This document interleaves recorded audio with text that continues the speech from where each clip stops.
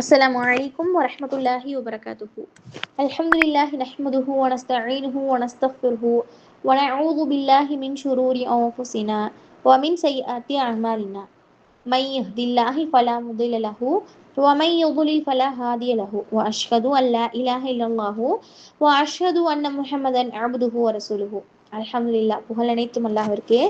இன்று நான் எடுத்துக்கொண்ட பயானின் தலைப்பு குர்ஆனுக்கும் நமக்கும் இடையிலான தொடர்பு. இன்று நம்மளுடைய எல்லா வீடுகள்லையும் குர்ஆன் இருக்கு. ஆனா அந்த குர்ஆனுக்கும் நமக்கும் இடையிலான தொடர்பு எந்த அளவு இருக்கு? ரமலான் மாதம் வந்துட்டா மட்டும் எடுத்து வச்சு ஓதக்கூடிய ஒரு புத்தகமா இருக்கா, அல்லது நம்மளுடைய வாழ்நாள் முழுவதுக்கும் ஒரு வெளிச்சமா இருக்கா அப்படிங்கிறத பத்தி தான் இன்னைக்கு விரிவா பேச போறோம். எல்லாரும் ஆழ்ந்து சிந்திச்சு பாருங்களேன். இந்த உலகத்துல மனிதர்களாகிய நமக்கு வழிகாட்டுவதற்காக எத்தனையோ புத்தகங்கள், சட்டங்கள், வழிகாட்டல்கள் வந்திருக்கலாம். ஆனா சர்வலோக படைப்பாளனாகிய அல்லாஹ், அர்ஷின் அதிபதி, நம்மை படைத்த ரப்புல் ஆலமீன் நம்மிடம் நேரில் பேசுவது போன்ற ஒரு பாக்கியத்தை தந்திருக்கான்னா அதுதான் இந்த திருக்குர்ஆன். யோசிச்சு பாருங்க, ஒரு சாதாரணமான அரசர் நமக்கு ஒரு கடிதம் எழுதுனா அதை எவ்வளவு கவனமா படிப்போம். அதுல இருக்கக்கூடிய ஒவ்வொரு வார்த்தைகளையும் எவ்வளவு ரசிச்சு ரசிச்சு படிப்போம். ஆனா அகிலங்களின் அதிபதி நமக்காக இறக்கி அனுப்பிய நேரடி செய்தி தான் இந்த வேதம். இது அரபியில முறையா எழுத்து பிழை இல்லாம உச்சரிப்பு சுத்தத்தோடு நம்ம ஓதுறோம் பாருங்க. அந்த ஒவ்வொரு எழுத்துக்கும் அல்லாஹ் நமக்கு அல்ல அல்ல குறையாத நன்மைகளை வாரி வாரி வழங்குறான்.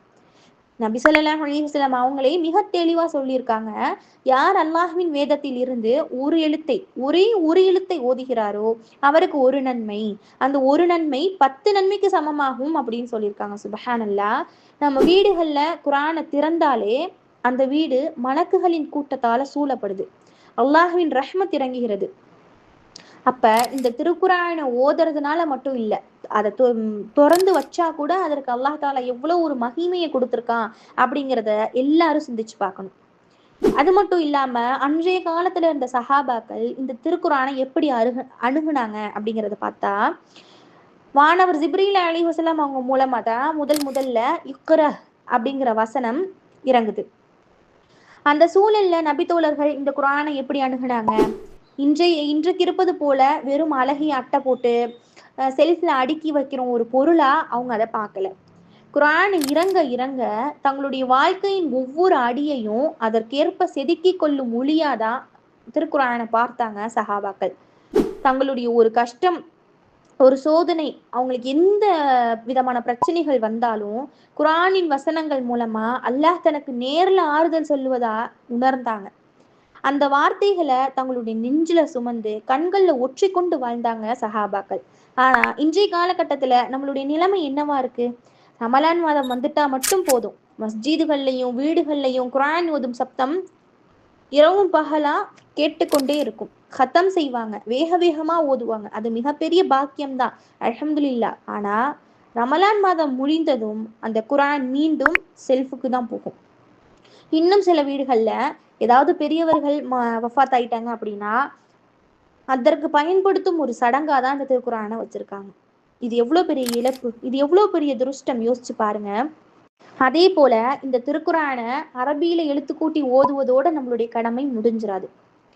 இந்த திருக்குர்ஆன் எதற்காக அல்லாஹ் தாலா இறக்கினா? அது மனிதர்களுக்கு ஒரு தெளிவான வழிகாட்டி, அதன் மூலமா மனிதர்கள் நேர் வழியில செல்லணும் அப்படிங்கிறதுக்காக தான் அல்லாஹ் தாலா இந்த திருக்குர்ஆனை உலகத்துல இறக்கி அருள்னா.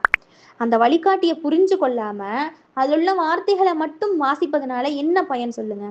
அதனாலதான் நம்ம திருக்குர்ஆன் அரபியில முறையாக ஓதுவதோடு நிறுத்தி கொள்ளாம அதுல இருக்கக்கூடிய தர்ஜுமா பொருளையும் சேர்த்து ஆழமா படிக்கணும். அரபியில ஓதுவதனால நமக்கு மறுமையில நன்மைகள் கிடைக்கும், மலக்குமார்களுடைய நெருக்கம் கிடைக்கும். ஆனா அதோட தர்ஜுமாவை படிப்பதுதான் நம்மளுடைய இன்றைய உலக வாழ்க்கைக்கு தேவையான வழிகாட்டுதல்களா இருக்கு. இறைவன் நம்மிடம் என்ன பேசுறான் அப்படிங்கிறத நம்மளுடைய தாய் மொழியில படிச்சு புரிந்து கொள்ளும் போதுதான் தொழுகையில இமாம் ஒவ்வொரு ஆயத்துக்களையும் ஓதும் போது நம்மளுடைய மனதிலிருந்து அதை உணர முடியும்.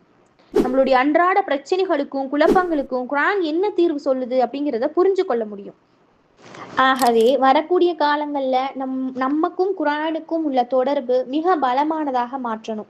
ரமலான்ல மட்டும் இல்லாம நம்முடைய வாழ்நாள் முழுமைக்கும் தினசரி வாழ்க்கையில குரான்ல ஒரு பகுதியாவது ஓதணும். அரபியில முறையாக ஓதி அதோடைய நன்மைகளை பெற்றுக்கொள்வதோடு நிறுத்தாம, அதே நேரத்துல அதோடைய தர்ஜுமாவையும் படித்து நம்மளுடைய வாழ்க்கையை செப்பனிட்டு கொள்ளணும். இன்றைய தினத்திலிருந்து நாமும் ஒரு உறுதிமொழி எடுப்போம். குரானை வெறுமானையா ஓதுவதோடு நிறுத்தி கொள்ளாம அதோட தர்ஜுமாவையும் படித்து அதன்படி நம்மளுடைய வாழ்க்கையை அமைத்து கொண்டு இந்த சமுதாயத்திற்கு ஒரு நல்ல முன்மாதிரியாக வாழ்ந்து காட்டணும். நம்மளுடைய இந்த அழகான முயற்சிக்கு எல்லாம் வல்ல அல்லாஹ் நல்ல நற்கூலியை வழங்குவானாக. நம்மளுடைய குறைகளை மன்னித்து குரானை பேணி நடக்கும் பாக்கியத்தை நம் அனைவருக்கும் தந்தருள்வானாக. ஆமீன் ஆமீன் யா ரப்பல் ஆலமீன். அஸ்ஸலாமு அலைக்கும் வரஹ்மத்துல்லாஹி வபரகாத்துஹு. Like and subscribe for more videos.